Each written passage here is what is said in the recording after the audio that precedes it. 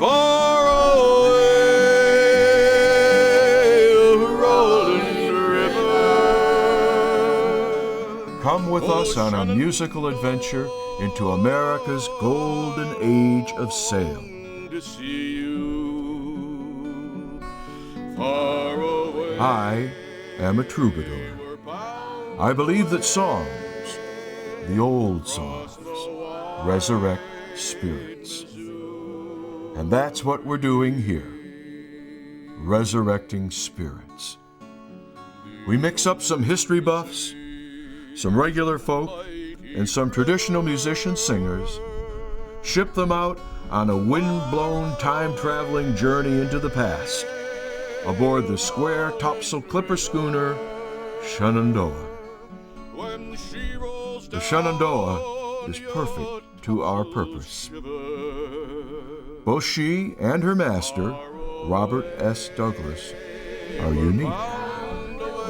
And the two of them together, well, they can catch you up in a time warp and carry you back to when men rode horses and ships rode the wind.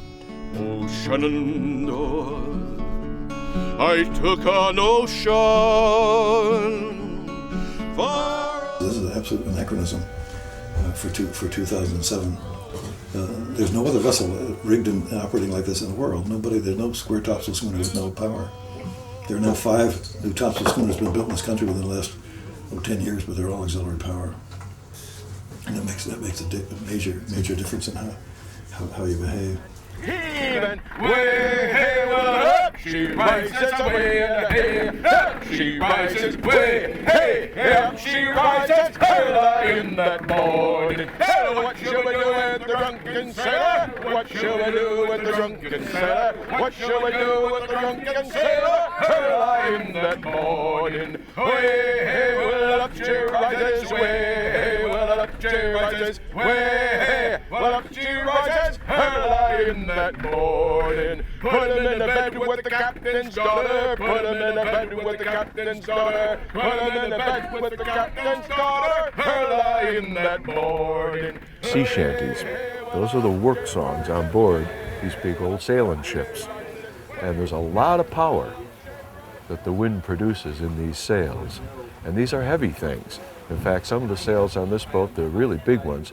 If we're in the middle of pulling up a sail and a rain squall comes through and gets the sail wet, that can add another ton of weight to the whole operation. So you have to pull together to make things happen. You can go 1, 2, 3, heave, 1, 2, 3, heave, or you can sing a song. And the song is called the shanty, the sea shanty. And the fellow who knows the songs, that would be me, would be the shanty man. And my job is to set the tempo for hauling on the lines to get the maximum strength out of the pull. And all different kinds of work have all different kinds of pulls. But again, the whole idea is to coordinate everybody to pull at the same time.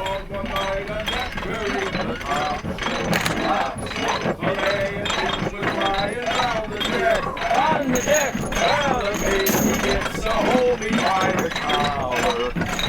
If you don't sing the song, I'll break your neck. How you lay back, how you lay back, bring in the slack, bring in the slack. We'll take a turn upon this windless heave upon. Well, at the station, boys, be handy, handy.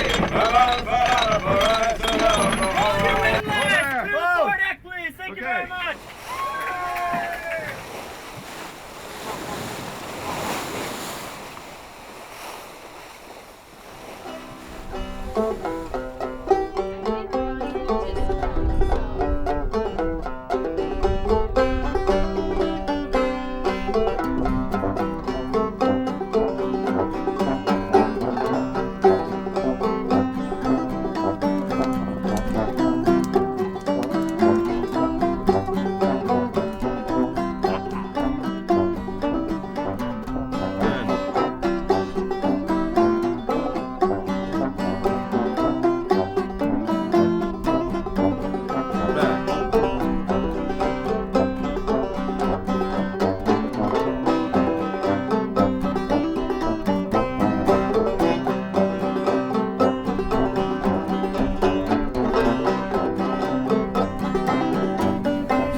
a magic.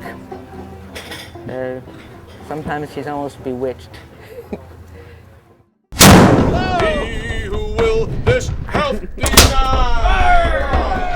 Dead men down among the dead men. Down, down, down, down. Down among the dead men, let him lie. No evening or week would be complete without Pirate Night. Very important, historical, and we recreate some of the wonderful things about pirates. For instance, the only socialistic democratic republic in the world in 1700 was the pirate realm. Say wantonly, say wantonly, he played a tune and he danced it around about the gallows tree. She is pretty much a 19th century sailing vessel, and the sea had such an input into all of American society that even some of the slang terms that we use or take for granted actually came from nautical environment. For instance, the term uptight out of sight. That really has to do with stowing the squaresails up on the yards, uptight. You roll it up tight so it's sitting on top of the yard, so that when the mate comes by or the captain and he looks up at the rig, those sails are stowed up tight out of sight. Okay, another phrase would be between the devil and the deep blue sea. That's where I am right now. Yes, because see, the outside plank of the deck of the vessel is called the devil. And I'm leaning against the rail. The plank is over here, so I am between the devil and the deep blue sea. Having the devil to pay. Well, all the planks are caulked. That's paying them. And that devil plank, because it's curved, has all kinds of steps in it as it goes. So it's really twice as long, the seam, that you're paying, you're caulking. So you have the devil to pay. It's the poor fellow who's got that last plank. He's got to do twice as much work. A skyscraper. Well, that originally referred to the tall rig on a sailing ship. They'd say, oh, she's a real skyscraper. That's where that comes from. On a sailing vessel, or even in the old forts, of course, the cannon would fire cannonballs. And these are usually iron balls, about that big, some even bigger. Now, they would roll around all over the place, but you wanted to have them stacked where you could get them near the cannon. So in order to stack them so they wouldn't roll around, they created what was called a monkey. And a monkey looks just like those triangular things you use to hold the pool balls on a pool table close. So what you do, it's made out of brass. And that way it won't rust to the iron ball. So you've got this brass triangle. It's called a brass monkey. And you might start figuring out where I'm going with this. So it gets really, really cold. And these cannonballs are stacked up in a triangular pyramid inside of this brass monkey. When it gets so cold, the brass keeps contracting. It gets smaller and smaller. This triangle, where if it gets so cold, it goes in under the first set of cannonballs, and the cannonballs go boom all over the deck. That, my friends, is freezing the balls off a brass monkey.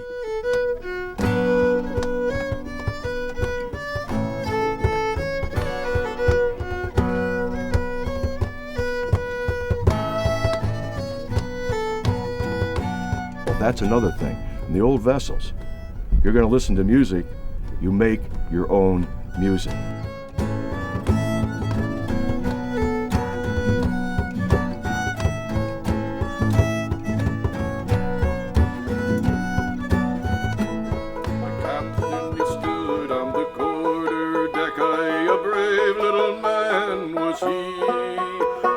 Overhaul, if your day the tackle fall. Launch your boats for sea, brave boys. Launch your boats for sea. If the Yankees, you would have a song of a decent nation, fine one.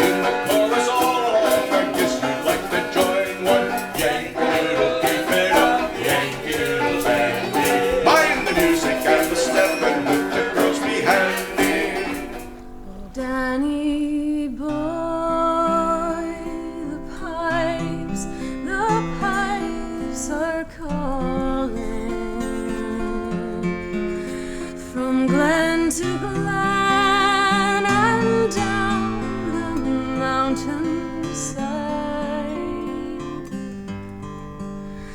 The summer's gone and all the flowers are dying.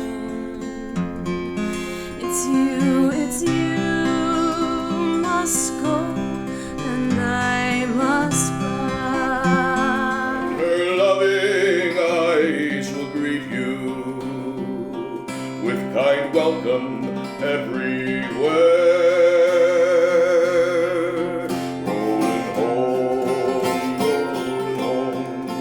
Rolling home across the sea.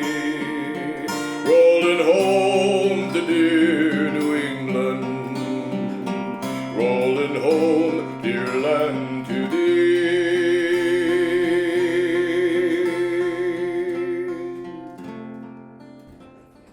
Old Mammy Red from Marblehead hanged from a tree till she was dead. By the way, this comes from the 9th century. You must answer me questions 9.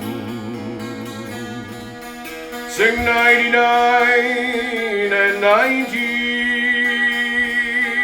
to see if your gods are one of mine. Are you the weaver's Bonnie? Farewell to Tarwathie, adieu Mormon Hill, and the dear land of Crimond, I bid ye farewell. I'm bound out for Greenland and ready to sail, in hopes to find riches in hunting the whale. Farewell to my comrades, for a while we must part, and likewise the dear lad who first won my heart. The cold coast of Greenland my love will not chill, and the longer my absence, more loving he'll feel. Our ship is well rigged, and she's ready to sail. The crew, they are anxious to follow the whale, where the icebergs do float and the stormy winds blow, where the land and the ocean is covered with snow. The cold coast of Greenland is barren and bare. No seed time nor harvest is ever known there, and the birds here sing sweetly on mountain and dale. But there's no bird in Greenland to sing to the whale. There is no habitation for a man to live there, and the king of that country is the fierce Greenland bear. And there'll be no temptation to tarry long there. With our ship bumper full, we will homeward repair. Farewell to Tarwathie, adieu Mormon Hill, and the dear land of Crimond, I bid ye farewell. I'm bound out for Greenland and ready to sail, in hopes to find riches in hunting the whale. Ye lovers all, both great and small, who dwell in Ireland, oh, I pray you pay attention, whilst I my pen command. It that drove my love away. But I still have hopes we'll meet again in North America. Now my love, he was fair and handsome, and to him I gave my heart. Ah, but little was our notion that we would ever part. It was in my father's garden, this flower it did decay. But I still have hopes 'twill bloom again in North America. For me as a troubadour, this vessel is almost a sacred thing, because I really believe that when I sing the old songs and you put them within the proper context, it's like you're resurrecting spirits, ghosts, if you will, of our ancestors. And whether it be sitting around a campfire on a Civil War battlefield, or in some old fortress, or some early settlement, even some old graveyard, in this case, this is a time machine, an anachronism. This is something from the mid-19th century that exists almost exactly now as it existed back then. What better place to resurrect spirits? The vessel is a world unto itself. That's the way vessels were back in the old days. Once you cut clear of the land, this was your planet, this was your environment. And everything that you did had to take care of your particular environment. And that's what this vessel is. We could cut ourselves loose from the shore and go somewhere for a month. Of course, we'd have to get food and water now and again, but that's now and again. Yeah, fresh water. That's a problem. It's always been a problem for vessels because you need fresh water to live. So we carry about 3,000 gallons of fresh water on this vessel. We don't need gasoline. However, we do need coal because our stove is coal, not electric, and not gas, it's coal. So yes, we fill up a big bin full of coal and we're all set. The machines that run this vessel are run by human muscles. And you'll see that when we're raising the anchor on the windlass. That's a machine, the windlass, but it's powered by human muscle power. The same with all the lines raising the sails. We have the bosun's locker, the locker that contains all of the tools that the vessel needs to exist. Because if we were out sea, in fact, in the old days, we would carry extra timber with us. So that if we were to break a spar or something like that, the ship's carpenter would fashion another one while we're at sea. In fact, pirates, in the days of pirates, the first thing that they would look for when they take a vessel would be that ship's carpenter, because he would be one of the most valued members of the crew to join with them, because he is the one that's going to help keep their world in existence. And that's one of the beauties, I say, of this vessel. There's very little on this that applies to the modern age. Now, we do have a generator. That generator is necessary now because we're required, and this is a good thing, to have a radio. And that radio runs on electricity.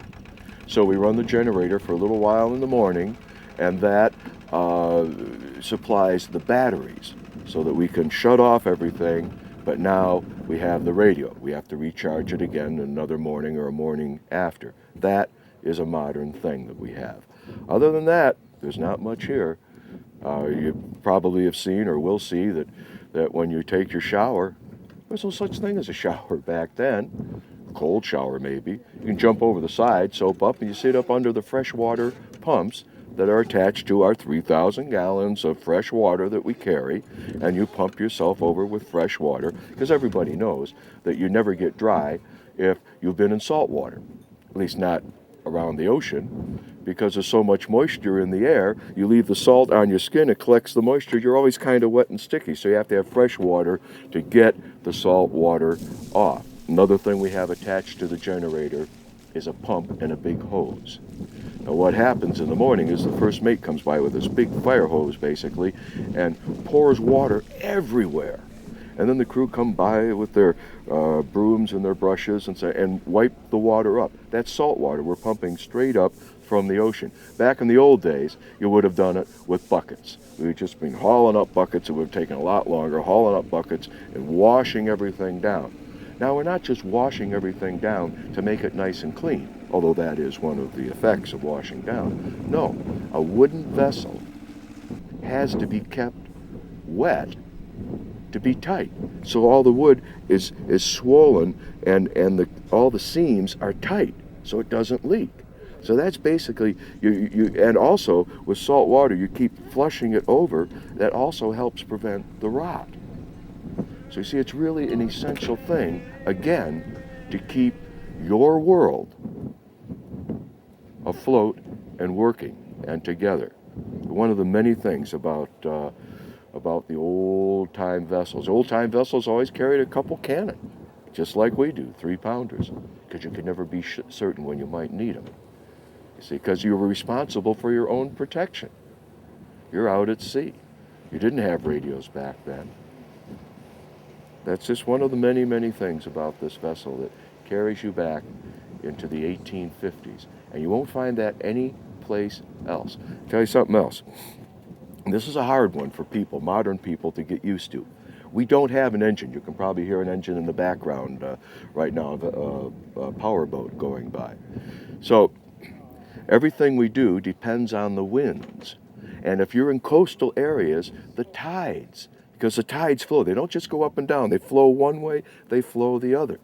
So if it's a really light wind, so it could maybe push us, say, 3 knots, and we want to get someplace that we can see over yonder, but the tide is flowing against us at 4 knots, well, no matter how hard we sail, and we could be sailing, we're still going to be going a little bit backwards.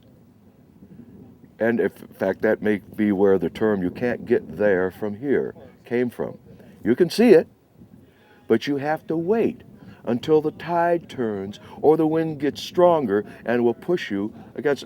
So you just sit on your anchor and you wait. And modern people, particularly adults, aren't used to that. No, they're used to saying, oh, push a button, we'll get there.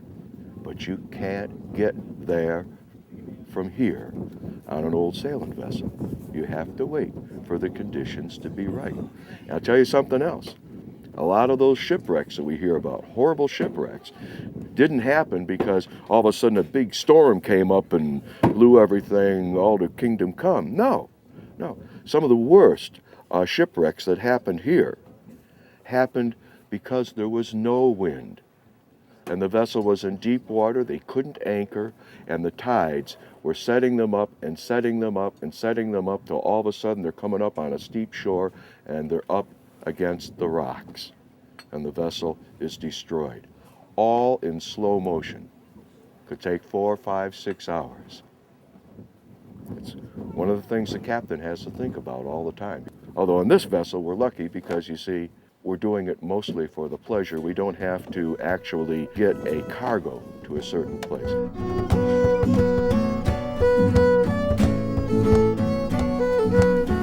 It is a unique way for us to understand American history, to learn about history, to learn about a way of life that was so important for this country that is no longer here. That we're on the only vessel of its kind in this country. And the young men that crew on this boat, these teenage and early 20-somethings, they are living a life that has not been lived for a century or more. And they understand history in a way that can't be taught by a book or any other way. This is living history.